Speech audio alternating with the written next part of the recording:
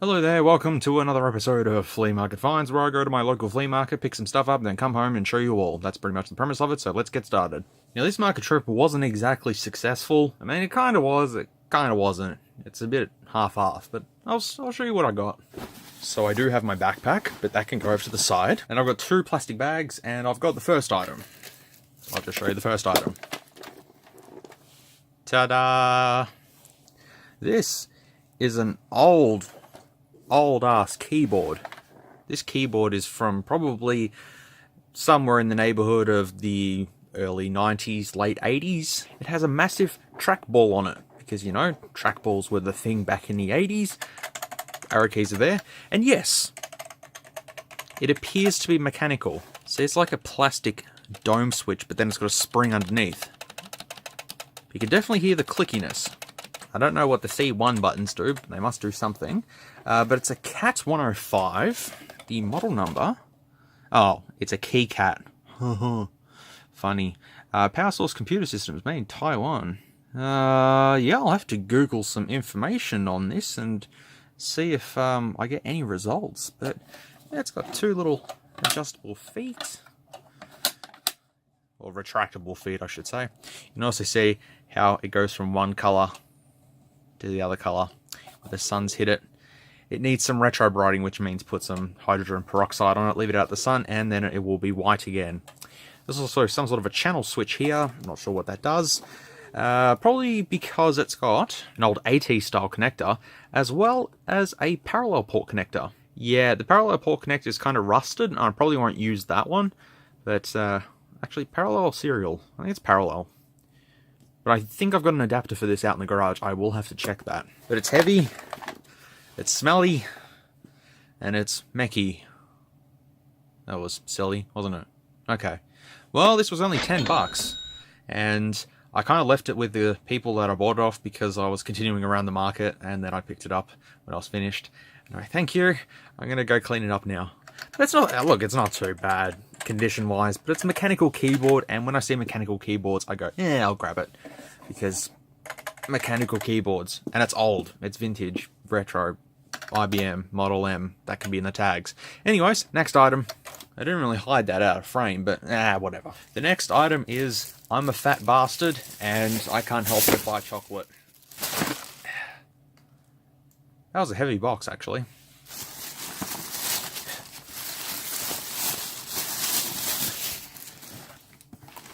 I bought a box of these. Fold back. Oh, let's try. Hang on. Yay! I have my own chocolate stand now. These 12 caramel things are fucking delicious. Okay, so my local shop has these exactly the same things. The 312 bars in there, so there's 3 of them. You can get 3 of these, 3 of them, for $2. Out there, they had 4 for $2, and I thought, I could just buy, 4 for $2, whatever. Instead, as I said, because I'm a fat bastard, I said, how much for the entire box? $18. I think that's a pretty good deal, considering that will last me probably 2 days, and then it will be all gone, and then I'll wonder where it all went to, and then I'll be sad. But that's okay. Chocolate takes sadness away, I think. So I hope there's 36 units in here. I hope there's 36 in here. Still pretty good price, considering that, like, one of these, when they first came out, was like $3 for an individual bar, so, yeah. Righty, next item. That's good enough. Alright, I'm going to go into my backpack to show the next items, and then the next items are in a plastic bag and in my bag, which means you should know what they are by now. Okay, so out of the market, my friend John was there, and he had some mobile phones, and I grabbed them off him. I believe this is a ZTE Chat something or other. That's an S3, and this is an LG something or other. It's got a fingerprint scanner on the back, and it's an actual button. But I took the MacBook Air back to him, and he was surprised that it didn't work. So I've now got money to spend. He didn't have cash on him, but he said pretty much for the next however many weeks or whatever, everything I get off him is pretty much for free now. So that's pretty cool, I guess. But yeah, he looked after me. He gave me these 3 for 50, so 150 minus 50. I don't know how we're going to tally that. We're not even going to worry about it. We'll just have it as nothing at the moment. because of the previous one with the whole MacBook Air. Yeah, just don't worry about it. But I'll go ahead and see if these have any SD cards or anything in them. So the S3 does not have one in it. You know, I've got like 3 working Samsung S3s at the moment. Well, when I say working, I mean they turn on, then turn off again. Screen's pretty good. Might be able to sell that. This ZTE has dual SIM capabilities, which is pretty cool. It is a Blade G-Lux. That's what it is called. I just don't want to show you because of the IMEI information. Yes, this is a Blade G-Lux. It's called a ZTE Chat, I believe, here in Australia, sold by Optus, but this is not an Optus model, this is an international one. And the LG, I don't know if you can see, it's really, really hard to see, but just in there, and the water damage indicator, looks like it's been for a bit of a swim, which kinda sucks. I've put it on charge now, it's you can't really see because the cable doesn't stretch all that way. Yeah, the cable's in, but there's no display or anything like that. It turned on, but there's no display. Or maybe the LCD is broken underneath it. Who knows? So I just had a look for the specs of this phone online, and yeah, it's actually a 2018 phone, and it's about 200 bucks Australian, but yeah, I think that LCD's pretty smashed. But yeah, I'll update you guys and let you know if I end up getting it working or not. Right, moving on to the next item, which actually cost me money. And these are going to make for a pretty cool cleanup, I think. And they're probably shoes that I'll wear too. Or pow. See? Don't need sound effects when you can just make them up on the spot. These are a pair of Nike... I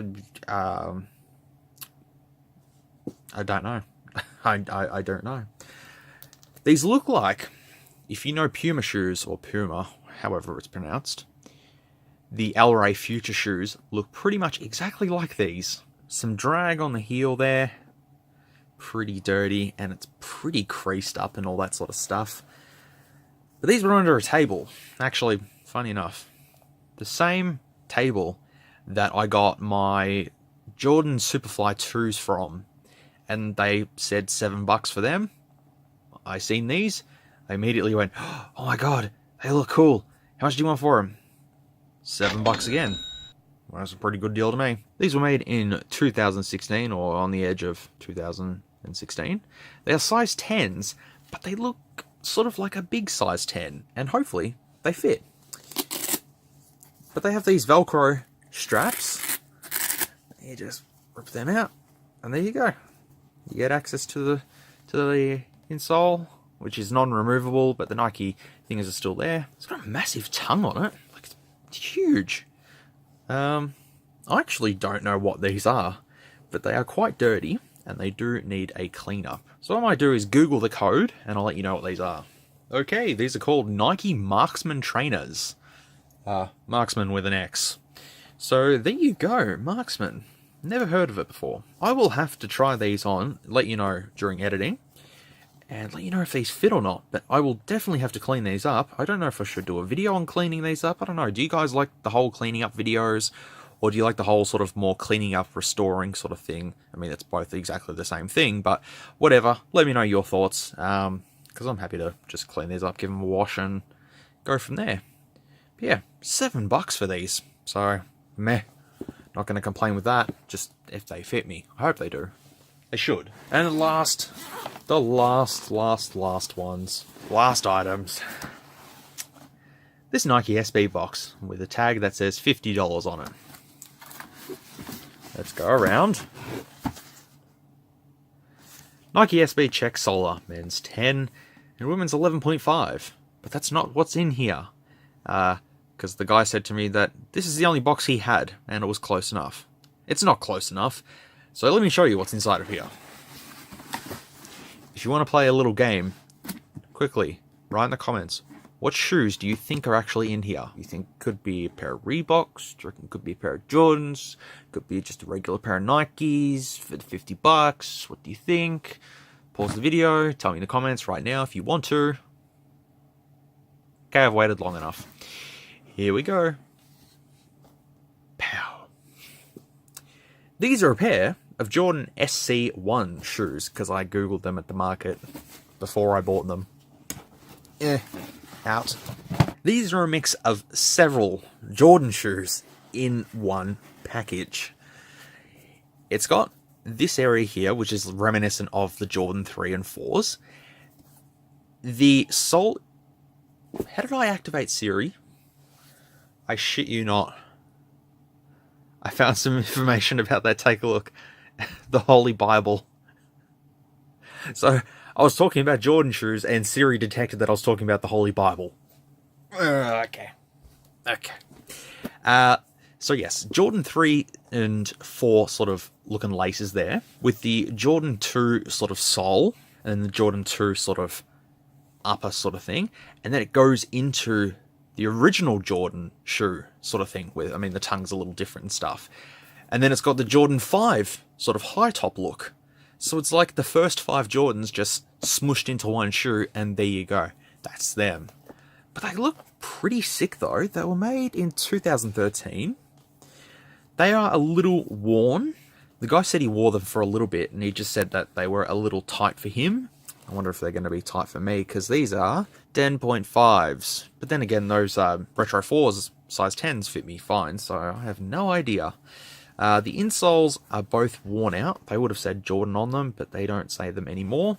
So once they all get laced up and stuff, they should look really, really good. They've got the leather detailing and all that sort of stuff, the synthetic rubber. I mean, there is some drag, but it's not terribly much. But these are some pretty cool ones. Even the, you know, the speckles along here, just all adds to it. He wanted $50 for them. I offered 35. He then said, meet me in the middle at 40. Dealio. So yeah, I paid $40 for them, which is, yeah, it's a little steep. And I didn't get the original box, but they're Jordans, and they sort of have, you know, the elements of 1, 2, 3, 4, and 5 smashed into one. And I'm pretty sure they're called Jordan SC1s, I'm pretty sure of it. So yeah, I'm also thinking about changing the laces, because the laces just don't look correct. I don't know. I feel like black laces would work a lot better in here. But that's just my opinion anyways. That's absolutely everything. There's nothing else to really talk about. So, let's do the tally up. So we got a pair of Jordans, $40. Keyboard, $10. The Marksman trainers, $7. The chocolates for $18. And the phones, well, it's undetermined. Bringing the total to this much because I can't do math. You know me, I can't do math. I can never do math. I'll never learn to do math. I failed at math. Anyways, I will let you guys know and see if these shoes fit me and clean them up. Maybe do some videos on them and all that sort of stuff. These are just super lightweight though. But they have been worn quite a bit. But hey, they might make for some great just slip-on shoes, and off I go. That's it from me. Thank you very much for watching this latest episode of Flea Market Finds, and let me know what you think of these finds. Sometimes I get lucky and get a whole heap of stuff, and sometimes I get sort of average stuff like this, and yeah, can't complain. Alright, that's it for me. Thank you again for watching, and I will see you in the next video, whatever that may be. There might be tech stuff. There's a lot of tech stuff that I need to sort of upload, so just ignore that. If you're just here for the shoes are coming. If you like this content, feel free to leave a like or a dislike if you didn't. Thanks heaps for watching, and I'll catch you all in the next video.